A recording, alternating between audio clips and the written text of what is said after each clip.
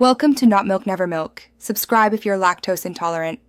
You'll start inside Autocad with a drawing open so you can confirm changes live. First, type Options or press Ctrl plus P to open the Options dialog. This is faster than hunting menus. Once the dialog appears, go to the Display tab. That's where theme and color controls live. Make sure you have administrator or permission to change settings if you're on a managed machine. This step prepares Autocad to switch theme elements safely and without losing workspace layout. Now you'll change the theme and specific colors so dark mode is off. Click Colors to open the Drawing Window Colors dialog. This controls model, layout, and editor palettes. Choose light or set background to white for the 2D model and adjust interface elements if needed.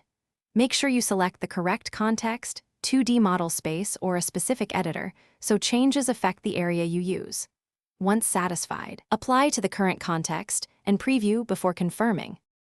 Finish by clicking Apply, then OK in both the Colors and Options dialogs. This commits the light theme. If the interface doesn't refresh immediately, close and restart Autocad. That forces the theme to reload.